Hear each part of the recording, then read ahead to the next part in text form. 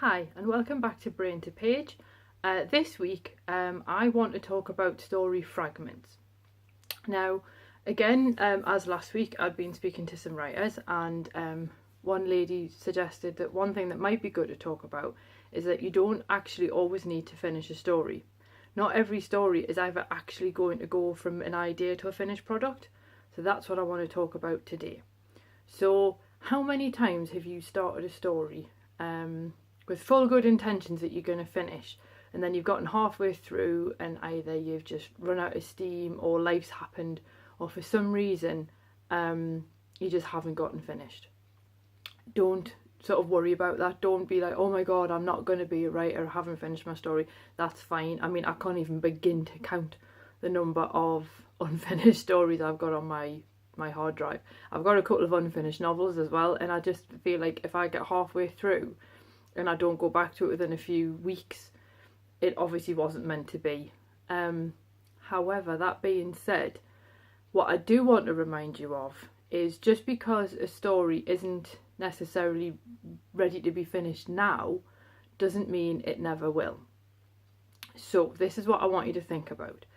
When you're doing, or when you start a story, or you're doing a writing prompt, or you're doing some exercises out of a creative writing book, or you're trying some of the tips that I'm showing you, as I've always said, buy a notebook and write your work in there. Put a new exercise on a new page, so you can see where one starts and one finishes. If you want to, you can use Evernote like I do, and then you can have multiple notebooks for different genres. You can have multiple notebooks for where you got the source from, or you can just have one notebook and just tag notes according to what it is that you're actually writing about. And maybe time yourself.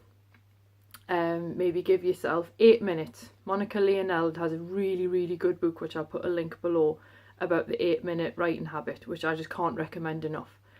And then just see how much you can write in 8 minutes. Or alternatively, you may want to set yourself a word target. So maybe you want to write 500 words a day, and then every day start a new document or a new note in Evernote or a new page in your notebook and write your 500 words. It doesn't have to be on an existing project. It may be a new idea. It could be something that you saw when you were out. It could be based on a photograph that you've seen online, or a writing prompt or something, or a snippet of dialogue, and write your 500 words about that. And every day you're basically going to build up a bank of ideas from these fragments that you've got. If there's one day you write something and you just want to keep going and you want to tell the whole story, then great, you can write the whole story. But if you approach it in this fashion, that you're writing story fragments, you don't put the same pressure on yourself to finish something every time. So it's okay to have a story that's 1,000 words long and then peters out. It may be that when you're writing another short story in the future, you might go, oh, there's a really good scene in that fragment, I'll just use that, and you can recycle it. It may be that particular fragment becomes a prologue to something. It may be that you recycle a character and the scenario is different, but the character appears somewhere else.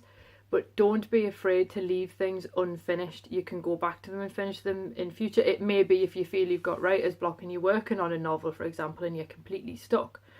You may go back to your notebook, skim read some of the stories, and if one grabs you, keep working on it and use it as like an exercise or a creative writing break from a project, and treat it as almost a writing holiday and just work on that for a bit, and maybe that'll give you some fresh ideas.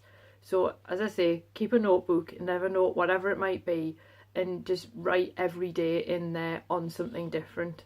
You can continue on things if you want. You can sort of keep things going if you want, but if you feel that you've run out of steam after a certain number of words or a certain length of time, just don't be afraid to go on to the next thing. You don't want to keep doing that too often, and every time you have a new idea, pursuing that instead.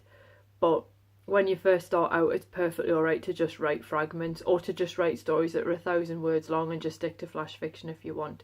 So don't feel every story idea that you ever have needs to be finished, because quite frankly, a lot of your ideas won't need to be finished, and that's perfectly okay.